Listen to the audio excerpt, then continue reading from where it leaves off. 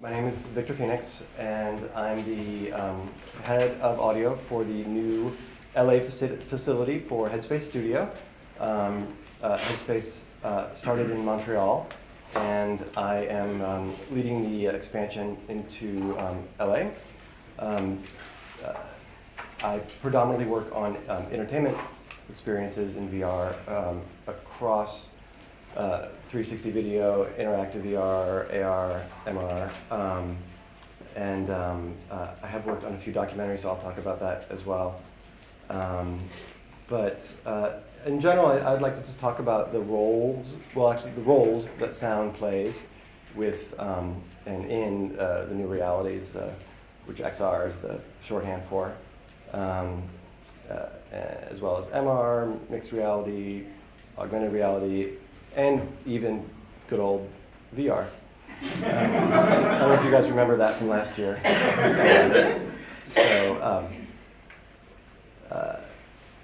Yeah, so like I mentioned, what am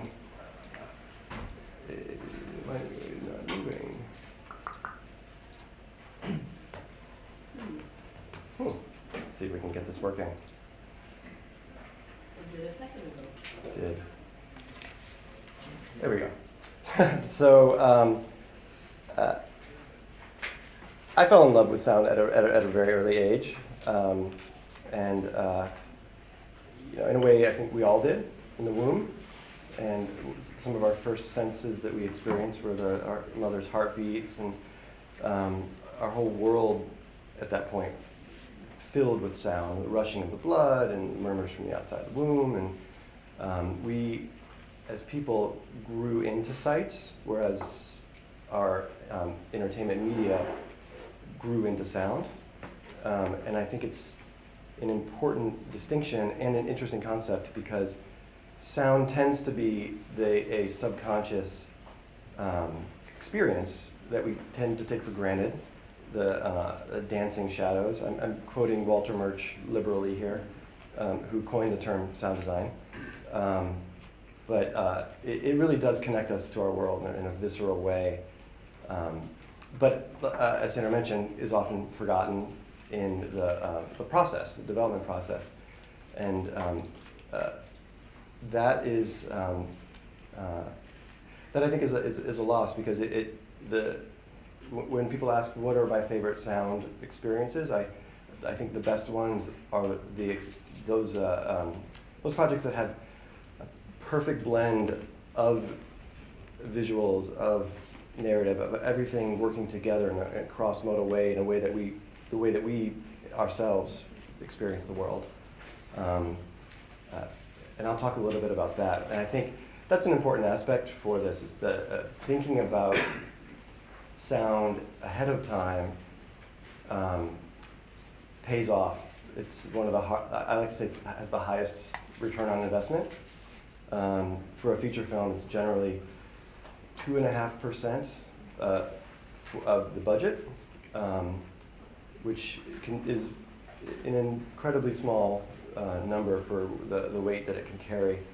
So there's also aspects of interactive audio. Of course, I'll talk about spatial audio, but with interactive audio, I think that brings a whole new level of opportunity for in the nonlinear storytelling. So I'll be talking about the way that sound in general can contribute to immersive environments, but also spatial narratives. The role that sound plays in creating presence for users, and how immersion and presence together interplay to push storytelling and gameplay forward for immersive media. Like I mentioned, I work for HeadSpace Studio. I joined at the end of last year. I have about 15 years of experience as a sound designer in the game industry, and as I mentioned earlier to you, I in a way found my salvation in VR. It was the medium that I had always dreamed of, and the opportunity to have these interactive, participatory experiences in a nonlinear way that maybe didn't rely on the mechanics of a first-person shooter, or and while I do think that the game development has matured and developed, I think there's a lot more ways to have those type of experiences that don't necessarily require winning or losing and sharing in a way that is a lot more fulfilling. I joined HeadSpace because it's not just a sound studio, but we're technology enablers and consultants. As Sandra mentioned, HeadSpace has worked with Felix&Paul since the very first Felix&Paul project, and through that relationship, Felix&Paul now have the best recording technology in the industry in their camera, with the relationship with Fraunhofer in the up here technology, which provides third-order ambisonic recording with their cameras. We were involved with the design of the Facebook Spatial Workstation, which is a popular free tool that Facebook has provided for synthesizing sound fields. We worked with them when they moved as an independent company called Two Big Ears, which I think is still one of the best names. They had a plugin for game engines, and they were moving to a plugin for digital audio workstations. But we look for technology for new ways to tell stories, not just technology for technology's sake, and we're not a technology consultancy. It's about applied practical use. So that's what's exciting to me. I think about technology in the sense of how can it enable and move story forward and gameplay forward. So talk briefly about some of the projects that HeadSpace has been a part of.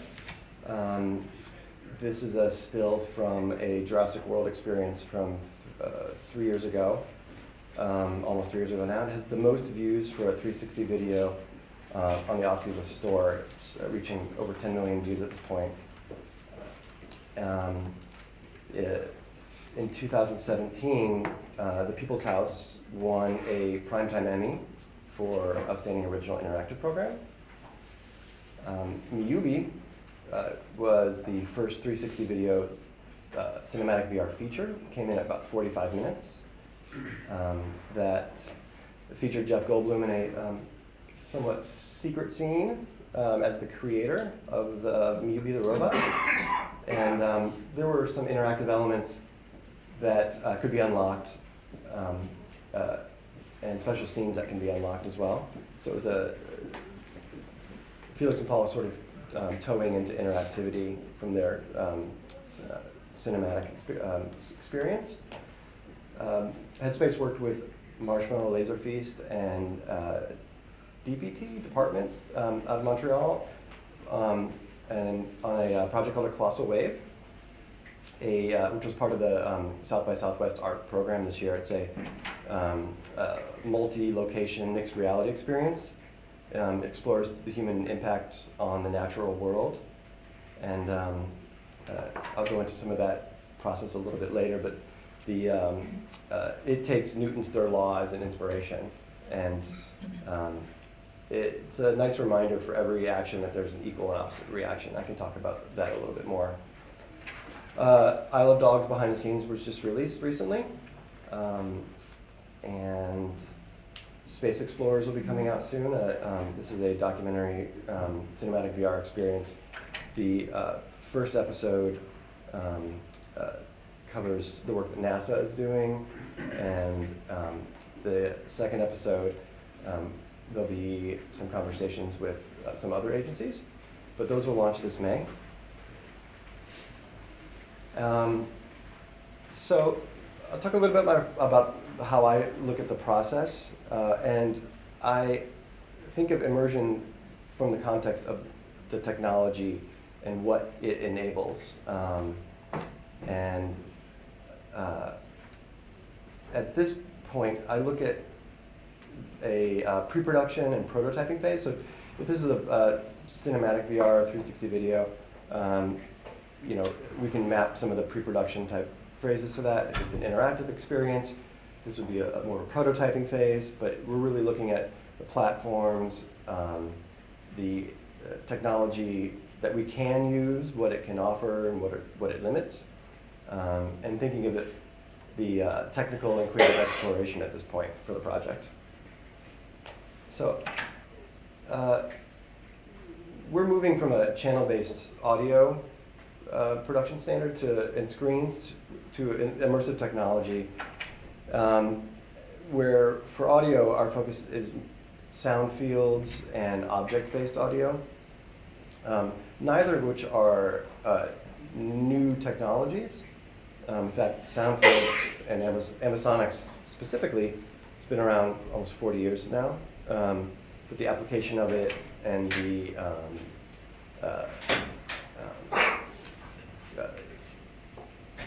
functionality has improved greatly over the last few years, and support.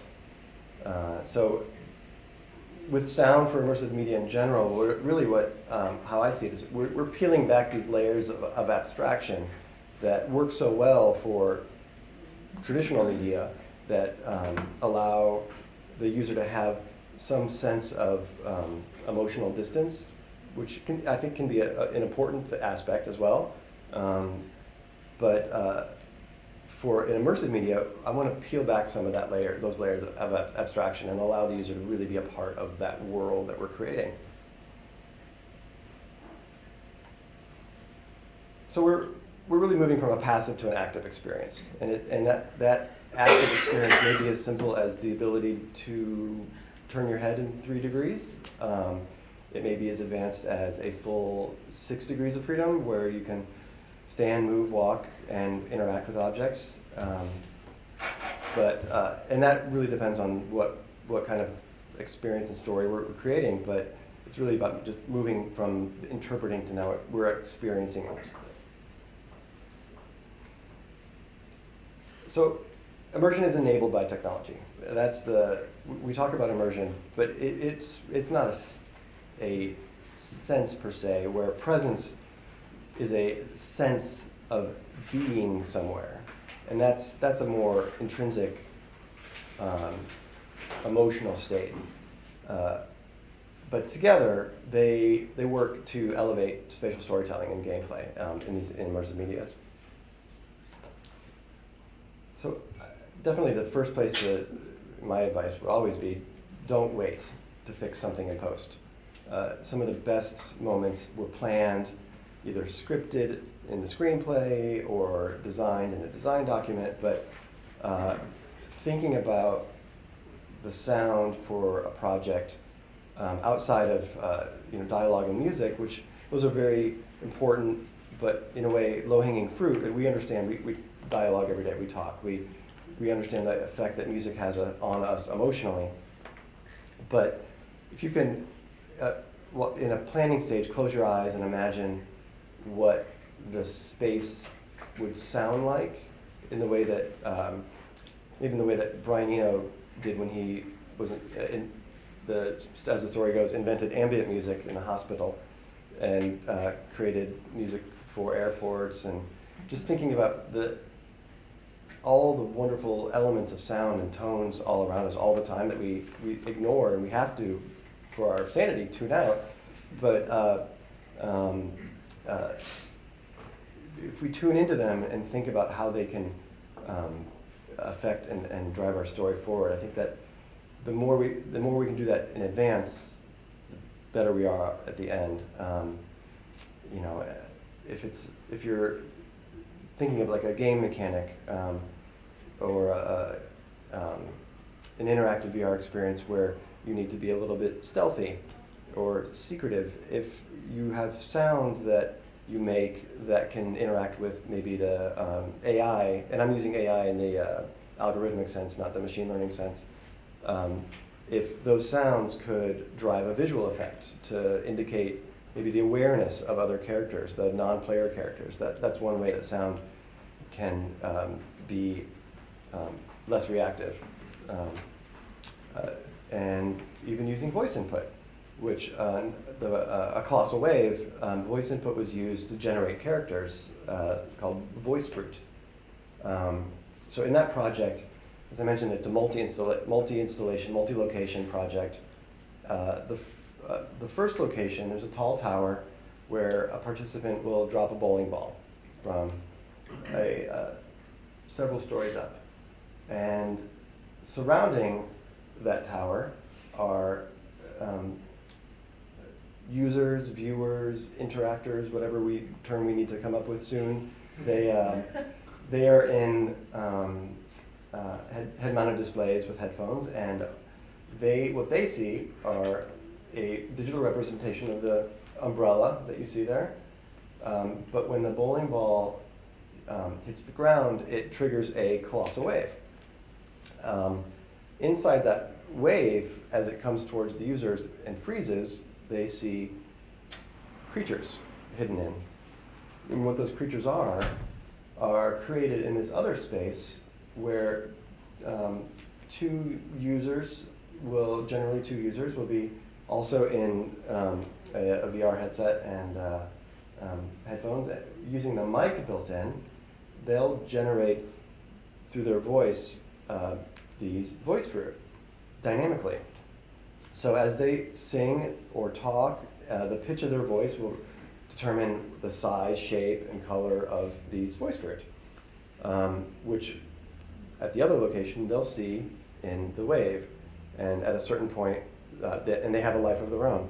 So then the wave continues on, and then you're underwater and you're interacting with these voice fruit. So it's a definitely a high concept piece, but some very interesting real-time user interactions that are that take advantage of procedural audio, but also some ambisonic recordings with some point source elements that are spatialized. Point source being just a simple, like an object, sound object in the world. So really interesting project. There's a short video of, let's see if we can get it to play. Some people and their reactions to the experience. Oh, yeah. Actually, I think it's actually on my machine.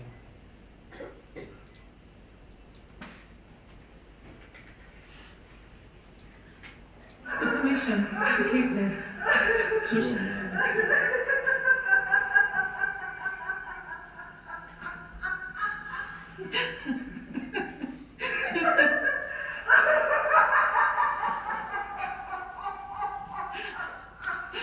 This needs to be bottled and served. That's just generation of this. So as you can see, it definitely had a profound effect on a lot of the people who were experiencing it. It's fun. So when you do that planning, like I mentioned, we can avoid any problems that need to be fixed in post. One of the earliest projects for HeadSpace Studio with Felix&Paul is called Strangers with Patrick Watson. And in that experience, you're in Watson's studio on a snowy day in Montreal.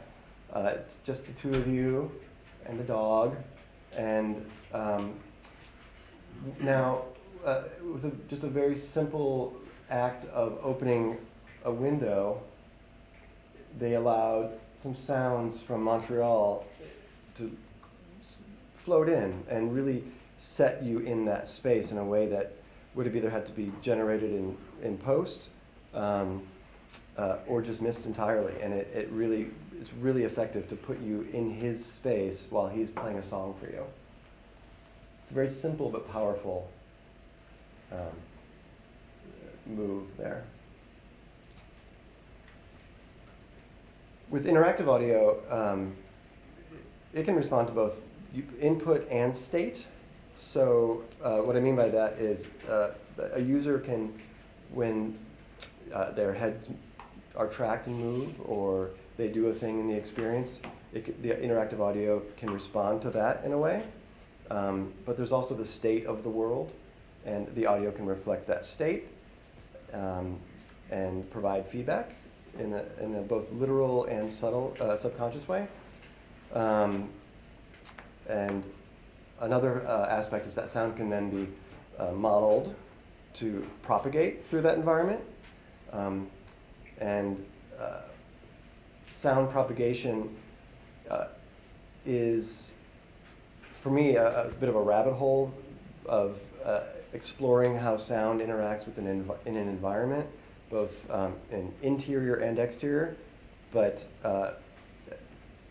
generally, it's not, for me, it's not about creating an accurate simulation. It's about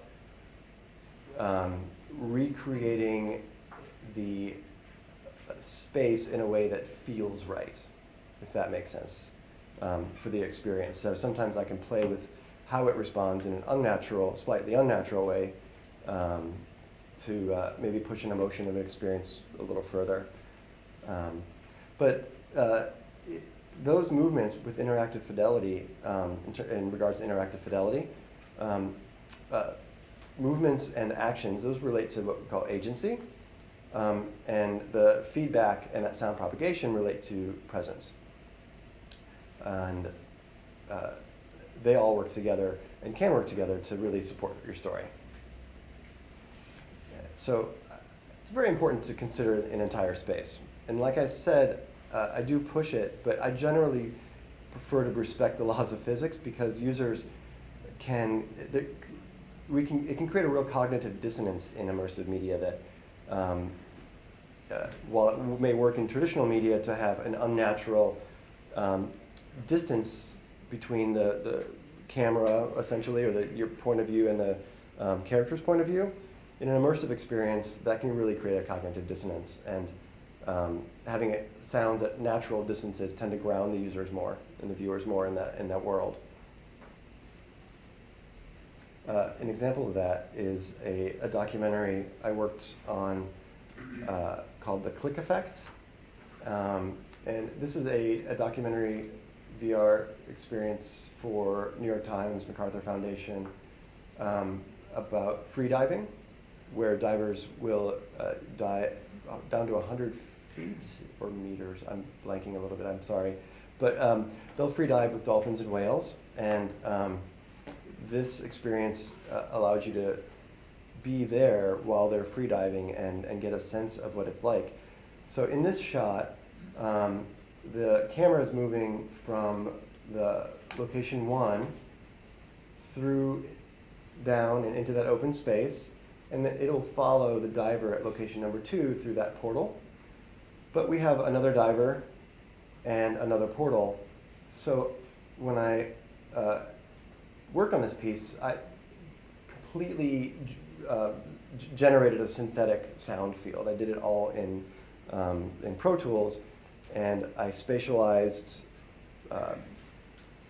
There were certain points actually where I got a little in the weeds, where I actually had a different sound for negative elevation, for below you, the sound what deep water movement might sound like, and then above you more of a waves, higher frequency, and then the dolphins around you and the divers. So, but it really effectively recreates that space.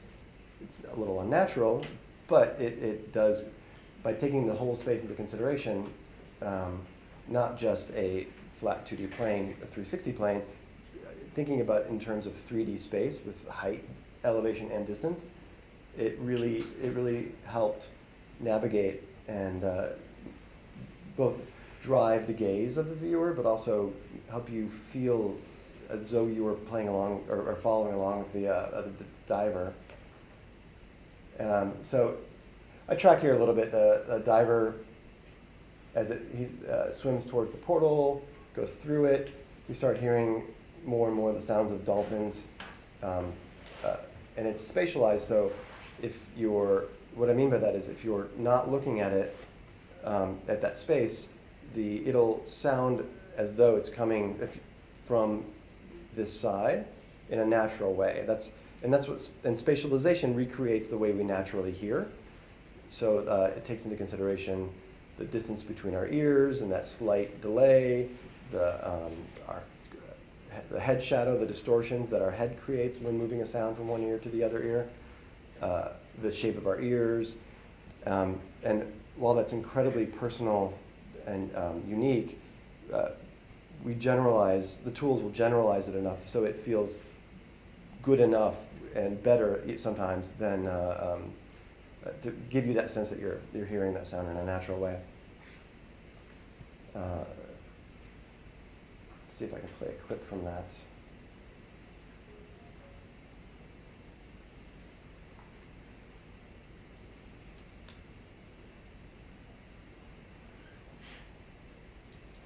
Nope.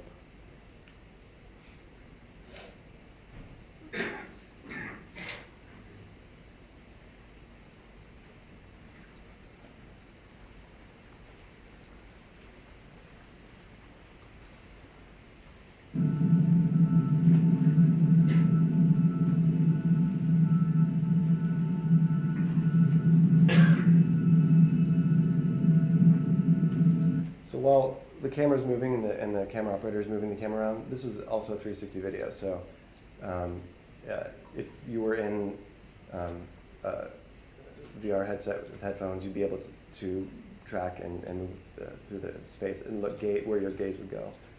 You can determine that.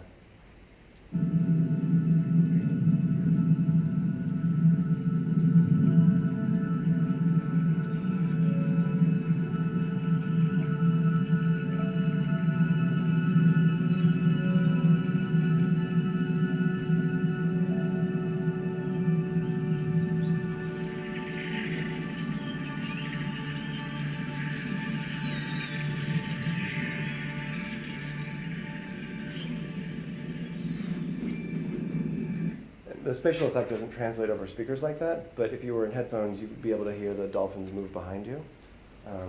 And if you turn to look at them, that would update that sound.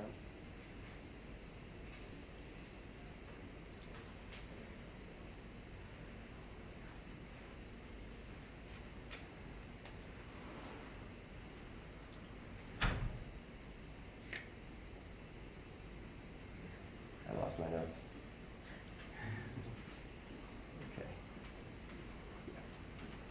Okay. This is an important aspect in the technical and creative planning stage. The different platforms will definitely have different features. On the Isle of Dogs experience that was just recently released, it's available on 3 different platforms: Google Spotlight Stories, YouTube VR, and in some location-based presentations, an app built by 2-Bit Circus. The Google Spotlight Stories for Pixel phones specifically at this point, I think they may roll it out to other phones, has some advanced interactive elements. The YouTube VR is limited to first-order ambisonic, so very low resolution sound field, and the 2-Bit Circus experience is limited to stereo sound, so no spatial audio. So sometimes pushing the envelope has a double-edged sword, and if a distribution platform doesn't have a feature, it can really kill the experience. See here, there was a magic window that was created that pays homage to Wes Anderson and his mastery of composition and a focus on symmetry. But because VR explodes that concept and gives control to the user, what the magic window does is it allows a differentiation between the time lapse behind the scenes and the real time of the dogs being animated. And as your gaze moves outside this magic window, you hear the sounds of the technicians and music for that. And when your gaze moves to the dogs, that goes away, and what you have is just the sound of the dogs talking. But like I said, it's limited to one platform. So immersion brings us to presence, and presence is that state of being. And for me, I like to look at presence during a production part of the project, if it were to use traditional film terms, or the execution aspect for an interactive project. And that's really a lot of the work that we do as sound designers is focusing on presence. So we'll do a spatial mix. We'll talk about those environment modeling aspects, but using sound to generate that feeling, create that presence, is just about as important as the storytelling and game mechanics in this medium for sound.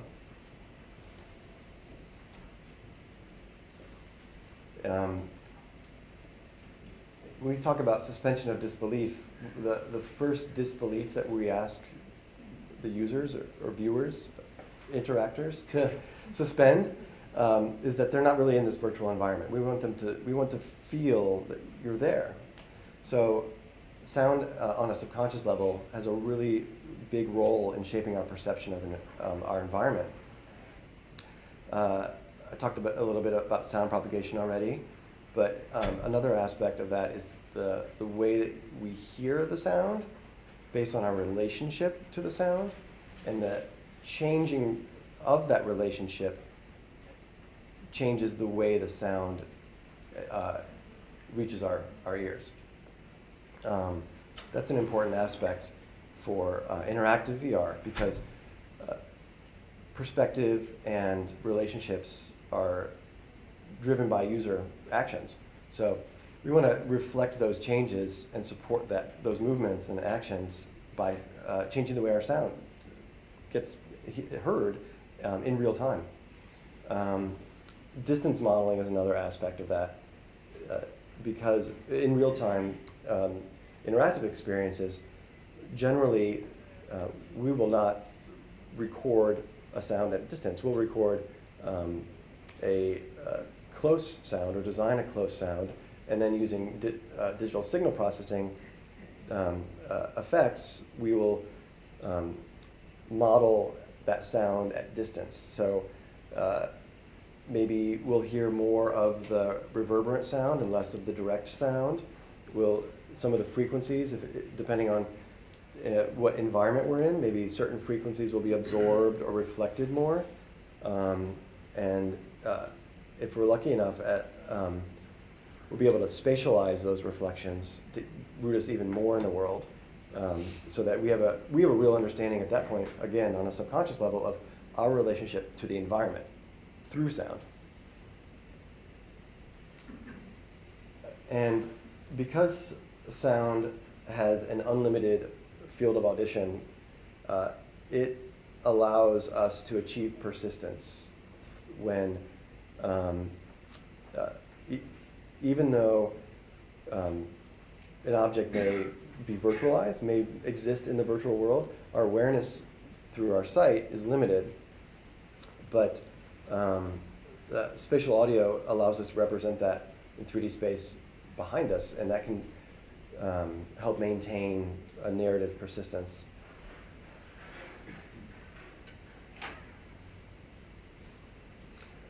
When I put it all together at the polish phase or post-production phase, that's where presence and immersion really are geared towards supporting the story and the gameplay, and can really elevate it. I think the average person, we can quickly pick apart the objects in a scene and understand the differences between them, and our visual sight, our localization acuity is very precise. In general, more precise than our sound localization acuity. But because of that, we can actually manipulate it in a way, and there's power in that from a narrative standpoint. And with the careful planning and skilled execution, we can really guide an emotional response by maybe pushing or pulling elements within that scene a little more, so that when people are listening and taking it all in, we can decide what we want them to hear and how we want them to hear it a little bit. And some of the examples I use for that I like to use are one of the opening scenes in Apocalypse Now, when, again, a Walter Murch reference, he's coined the term sound design working on that movie. But there's a blending of the helicopters with a ceiling fan, both visually and aurally and narratively. And it all works together so perfectly, and it's hard to tell what's real, what's not real, what's imagined, and it's a perfect example of using both sound and visuals together to create an insight into a character's psychology and what they're feeling without exposition. The bell in the opening scene in Barton Fink, that's another one where it rings out this unnaturally long time until another character stops it. So there's ways that with that planning, sound can really elevate a story. And again, critical, because in immersive experiences, users can look everywhere, and it's hard to, we can't control that. And I think that's one of the benefits, and what I love about immersive media is that we allow the users, and I'll just use that term for now, we allow the users to have some of that control. And they create the shot. They frame the experiences. They're even creating their own mix in a way by how they look when we allow the audio to respond to them. And I think that's a beautiful part of it for me. It allows us, through sound, to keep a narrative cohesiveness, but it allows us to bring in the user to let them choose how they want to experience it to a degree.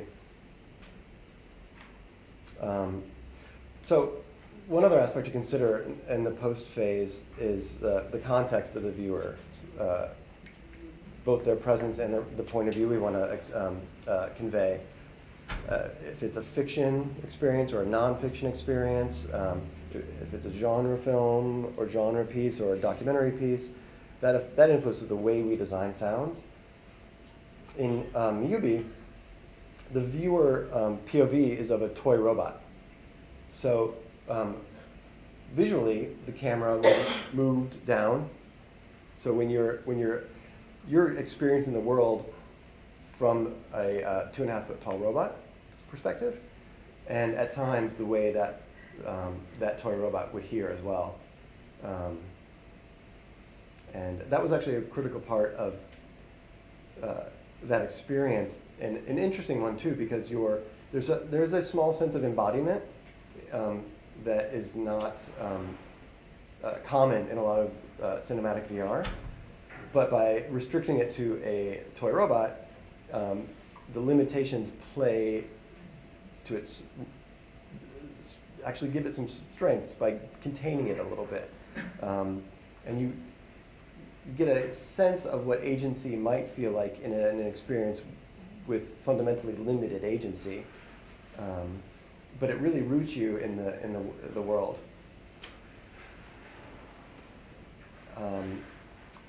From a user interface, user experience standpoint, and this is generally from the interactive VR, both games and non-games,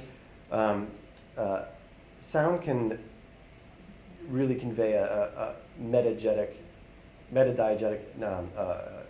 narrative. And if you're unfamiliar with the term diegesis, it's the Greek word for recounted story, and we use it to refer to the sounds that come from the story world that the characters in that world can perceive. So a metadiegetic sound would be a sound that has story meaning, but also its own narrative, that thread beyond what we're experiencing, as opposed to extra-diegetic, which would be like voiceover or music, or sorry, extra-diegetic, non-diegetic. Metadiegetic can be storyline through the user action and the world state. There's a project I worked on called Adrift that did not start out as a VR game, but became one, and it has a wonderful sense of scale too. And that was one of the first experiences that I had really understanding the power of immersive media, both the constricted space of a spacesuit, but also the vastness of space. And a project that I was proud to work on. All of the developers, almost all of us, at one point worked on first-person shooters, and this was a first-person experience with no weapons, no guns, and a narrative story about loss and pain. It was written when the creative director had a traumatic online experience. He made a misstep publicly, and that turned into death threats, his loss of his job, the traditional, unfortunately now is a traditional Twitter storm. So he turned that traumatic experience into a game. But we used the audio for the character that you play. When she's running low on oxygen, you get her breathing will change, both the performance, the timing, and the closer you get to losing oxygen, the faster the breathing gets, the more stressed she feels. And then you can grab a canister of air and fill it up and move on, and the breathing returns to normal. But it allows you, without having to read this complex heads-up display, to understand the state and the character's state. There's also some lessons that we can take from open world game development. It was not new in the early part of the 2000s, but it became popular with games like Grand Theft Auto. But taking it out of that concept, or that structure, open world gaming really means a sandbox where you can kind of go anywhere and do anything. It takes agency in an interactive experience to a great level. And in immersive experiences, adding presence to that agency, it really can give you the feeling that within the rules of that virtual world and the narrative, that you can go anywhere and do anything. It sets up story rules. So within that story world, you can't literally go and do anywhere and literally do anything. But if this was a Sherlock Holmes story, you'd be able to interview suspects. You could confer with Watson, maybe play the violin on a drug binge, but not anything like flying or, if this was a period piece, a period Sherlock Holmes, drive a car or anything out of that story world that didn't make sense. But by setting up these rules and pacing them out, you allow the user to really get that feeling, again, that they're in that world. So they have interactive agency, they have spatial agency, and a sense of presence. With cinematic VR, editing, in the editing phase, it's really important to plan those edits and shot transitions carefully and be aware of them as you move both from in production but also through post-production. They're definitely one of the more vulnerable parts for presence. So one of the benefits of environment modeling is it can be used to, like I said, create depth and define the space. But I look to it in the same way that one might look at lighting or a visual effect in a virtual world. how it can set a mood, create an ambience. We can do the same with sound with the way we use reverb, the room tones that we create and use, and how we set the sound propagating through the world.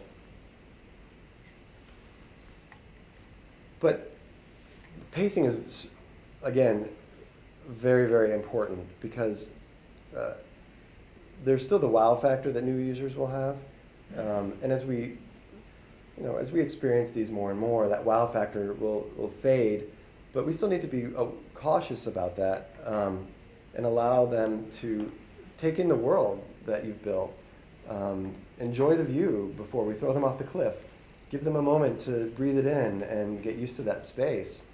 And I think even the smallest moments can benefit from pacing. It's important to tell a story with sound, even in obsessing over some of the details. Moving a sound a frame or two in a different direction can really change the impact that sound has.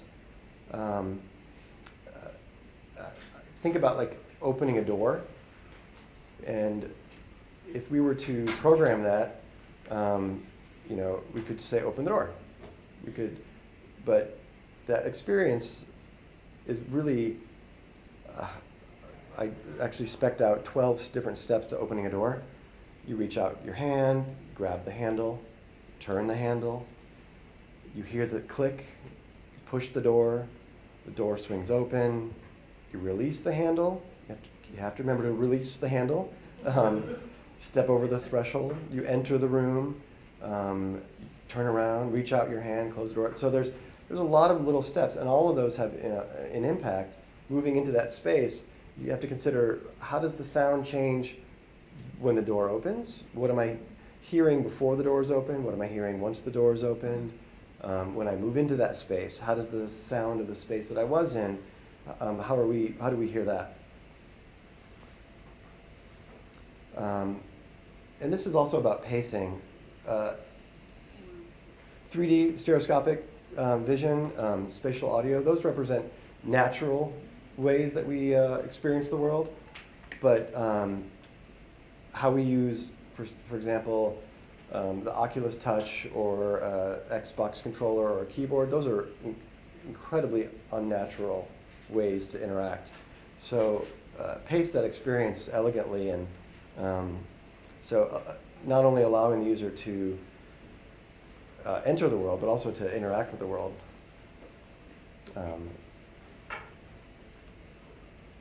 So this is a shot of the Positron Voyager chair. This was used at the Sundance premiere for Space Explorers: A New Dawn.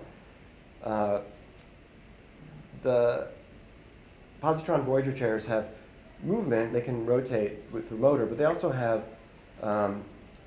haptic response. And for this project, there was an LFE track that controlled those haptics in a more traditional sense, where the LFE, that's the 0.1, say, of a surround system, the 5.1.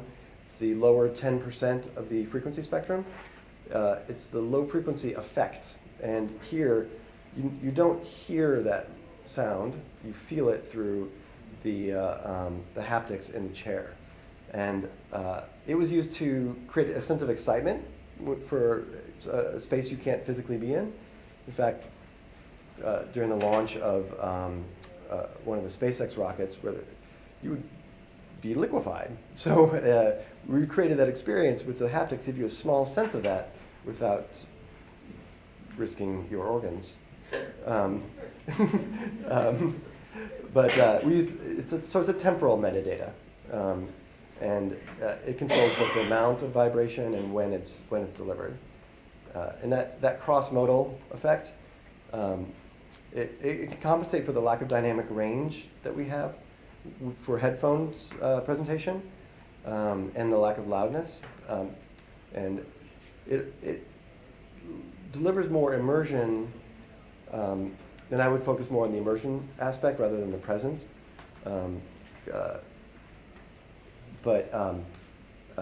it's definitely something to consider if you're working on a project that and haptics are one aspect of cross-modal technology, but I think it's important to really consider just how we day to day, every day, how we interact and how we feel and how we respond to the world, and see how, in a story sense, how we can take advantage of those cross-modal cues.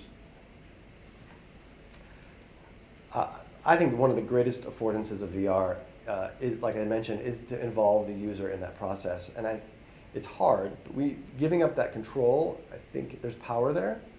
And for a documentary where there's risk and benefit of the perspective of the documentarian, allowing the viewer to be a part of the presentation process can allow them to feel more engaged in the story as well. But I often suggest to people to ask, why does this belong in VR? Does it need to belong in VR? Would it be better in AR? Would it be better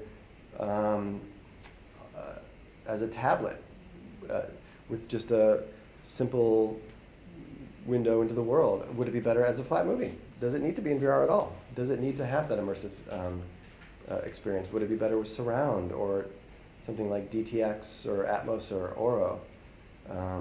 Maybe it's an installation piece with projection mapped video and beam-forming speakers. So it's immersive, but it's consider how it's presented, if it will help the story or hurt the story. So there's a lot of considerations there. So right now what we're dealing with is 3 degrees of freedom projects, 6 degrees, like I mentioned, how we move through the spaces. We're talking about headphones versus speaker arrays. There's a lot more traction on location-based VR. But down the road, some of the stuff I'm looking at are procedural audio, generating sounds in real time, so speech synthesis is one aspect of that, and right now we do have some really interesting deep generative audio networks. Google has a tool called WaveNet that has a very high quality generative model for generating audio, but lacks any of the semantic aspects. There's no performance that you can control, but we're getting there, and I think it's really exciting what we're seeing down the road. So I want to go back to this thought, and I'll close out, but if you're working on a project, just think about the ways that sound has sparked your imagination, and think about the ways that you can use sound to convey that feeling and recreate that feeling. And yeah, I think that's my plea, and I wish you luck. Thank you.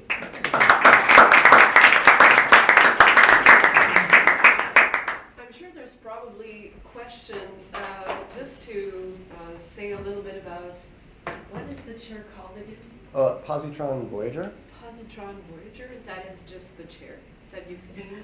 But the chair does move, so that was something that disrupted a little bit the way we perceive virtual reality. At a point, virtual reality theaters or places to be seen needed to have swivel chairs because you had to look all around all the time. This chair doesn't necessarily do that. It kind of moves you into a certain direction. So in a way, you do still have control as a user and agency, but the chair is helping you feel what the experience is. So yesterday you gave a great example to the class about a fighter jet. Yep. And I've never flown a fighter jet. I have never had the need or felt the need to fly a fighter jet. When I did try the experience, and with the haptics that come from the sound that are in the chair, I felt so much like I was flying this jet that I thought, maybe that's something I need to add to my bucket list. So, don't think I will, but maybe, why not? Yeah. So how does that chair, and you could feel the gravitational force, Yes. surprisingly. Yeah, it was a technological feat just to get the camera in the jet period, at all, and just be able to control the vibrations. But like Sandra mentioned, you give up a little control as a user because you're limited on where you can look. And from a creative standpoint, you get a little more control because you can control a little bit more about where a user can look. But in this shot in particular, in the first episode of Space Explorers, you're in the co-pilot chair of a fighter jet, and you hear an astronaut talking about her training and how the fighter jet helped give a sense of what it was like to fly the rocket. But there's a shot where it banks and the chair moves in a way that alarmed me the first time I experienced it. But it wasn't 3Gs or a massive compression, but it just because it was timed right, it was short enough, and all together it just sat me in that chair. It was pretty amazing. The experience is still fantastic without it, but it just elevated that moment a lot more. Are there some questions or comments about sound, or somebody who does sound installation?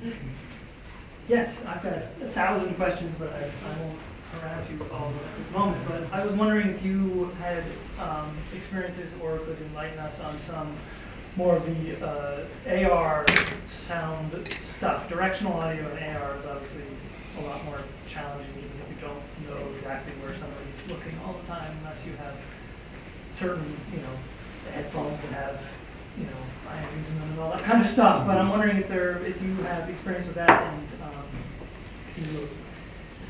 I'd love to sort of myself personally get into more of that to augment some of the stuff that I'm already doing. I'm just wondering what your knowledge is on that. I'm sure it's a lot more than mine. Well, you're still able to determine, you can, where the programmatically they call it gaze. So while we don't have a headset, we do have an understanding of some position. So we can update the sound position. So this goes back to some of the more, I would say, traditional ways to implement audio in a game engine, where there's a camera and a listener that's attached to the camera. And when the camera moves, essentially when you're either moving your phone or tablet, if it's that kind of AR, we can update the position based on that. Okay, I guess I should say pure audio experience, no visual experience. Sure. So you're not aiming a phone at something, you're just listening. And through normal headphones that don't I have was head just wondering, tracking. are there cool technologies that are coming out that are gonna, I know Waves has something where they have The NX. on the top and Yeah, it's stuff like still, that. the NX, Waves NX, it's out. It's a Bluetooth attachment for headphones. Yeah, I'm overly impressed by it, but it's kind of cool for the price. Yeah, they sell it. Waves is a pro audio company, and they have this tool called NX. They're selling it as a way to recreate a mixing room. So you have an attachment for your headphones, and you can simulate what it would be like being in a mixing room and having your monitors, your studio monitors. But no, not specifically for that that I've heard of. In terms of audio-only experiences that don't have a way to track a camera or head movement. Yeah, and you think that earpods and everything, AirPods, you think eventually we'll have IMUs in each of them, and then you can start to get to that. I'd imagine. I'd also considering how many, what I've seen, how many people Apple are hiring for AR, that I would imagine that they're putting a large investment into AR as a platform. Yeah. So wouldn't be surprised to see something from Apple soon. AR audio kit come out soon. Probably. Yeah. I was going to say Bose. I had to check how to pronounce the word Bose, in English, but yeah. Bose yes, has just that's released right. augmented reality glasses that don't allow you to see anything. It's all sound-based. So the idea is that they are glasses because they need to hold on your head, But they have speakers that project into your, yeah. And it's not showing you anything. The idea is that you're wearing them as clear glasses, like your glasses right now, Okay. but it's helping you hear differently the world around you. Without shutting out the world. Is it bone conduction? Is that how they? No, it's projected. They're little the arms of the glasses are pretty thick, and they have like a speaker. I believe it's projection and not bone conduction, but knowing Bose. But yeah, I forgot that announcement was last week. I think. Is that actually a consumer product right now? It's Yeah, they being have bought? like a demo, like here in Boston somewhere. They had recently, they had a demo on it. Limo? Yeah, a demo, like Demo. put up Go and. Guess they sent a limo for you. So they'll take you out to there. Yeah, I have a question. You raised the issue of pacing, and that we're still in a moment of the wow effect. And two questions, like, as a designer, as a sound designer, who are you imagining as your audience? And what do you do with the legacy question? In 10 years, when the wow effect is like, when this is yesterday's pizza, Yeah. your products are gonna have, is there a plan to sort of reinvigorate the sound at a future point? Or sort of live with this as a self-made primitive moment in sound and visual design? I think as much as we would like to go back, I've never worked on a project that I've been able to go back. And I think from a practical standpoint, I think that's why planning is so important, even from the standpoint of just naming things properly. If it doesn't work, I think it's just best to move on and go forward. But I think if the thought and care is put to an experience to allow for that pacing and to not overwhelm people, if it's done well, I think it can stand the test of time, both as a marker and as a project. I mean, looking back at film history, looking at like a German expressionist film, even though it looks like a play with a camera in front of it, there's an importance to it, both as from a historical standpoint, but also as a unique way of telling a story. Sure, but I don't think they were sort of holding back, is my impression, right? They were, in fact, they were actually trying to break the American market by coming up with something so weird. Yeah, but they're also scared of moving out of plays a little bit too, by painting light on a staircase, and also from what their experience was, right? Isn't that part of it? Right, but I heard you just say that, like, we have to be careful, we can't press the envelope Sure. too far now. Oh, And what I saw sure, that you were just sure, actively sure. pressing it far and trying to be radical and contentious. Yes, As opposed yes, to being careful. absolutely. No, I think it's, if you're going to press the envelope and with technology, it's just to be aware that there's risk there with platforms. I think it's important to press that technology though. And not, I think that with the Isle of Dogs experience, it just shows, I think the Google Spotlight Stories version of that, with the magic window, is so effective that what it's really doing is showcasing the limitations of the other platforms. But overall, I think it's just be aware of the risk, but I definitely strive for pushing and using technology in new ways, and I think, but move forward. That's my feeling. I'm interested in what you do to document some of your work, where the technology changes so fast, like you might not be able to play something in 5 years. Sure. I use a wiki called Confluence that businesses tend to use for internal documentation. I use it just to keep track of the myriad of tools that are coming out and what I can and can't do, but just dynamic documentation as much as I can, given the speed of some of the projects and the speed. The technology right now it's super exciting because while we've had 3D audio tools for a long time, the last 4 or 5 years it's just been an explosion of options, and some of the tools aren't as great, but there's so many right now that keeping track of what is supported where, what version has what feature for what game engine, it's overwhelming. So it's a bit of a uphill task, but as best as I can, I try to use dynamic documentation. Well, there's those.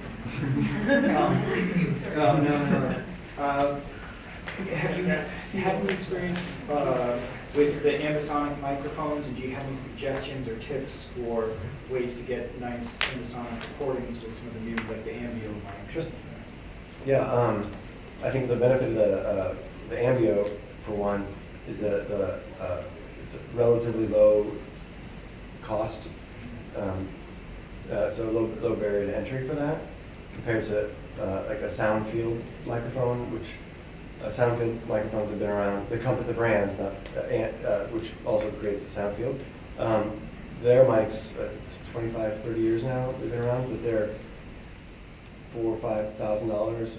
You know, where the Ambio may not have the fidelity.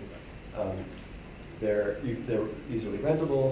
They're made by Sennheiser, which is a company with a large distribution network. So I think just having the option is good. I always augment the recording with spot mics and boundary mics, and I do a lot of synthetic work. But for recording, I think having for cinematic VR, having a ambisonic mic at mic position, at the very minimum, is a great reference tool. And as those mics get better, using them more for actual production as well. So tip-wise, I think I wouldn't rely on them yet for a production. And having those spot mics allows me to push and pull distances and have some more control. But having the ambisonic recording that I would not have had before allows me to have a better starting point than when I have to synthesize the sound field from scratch.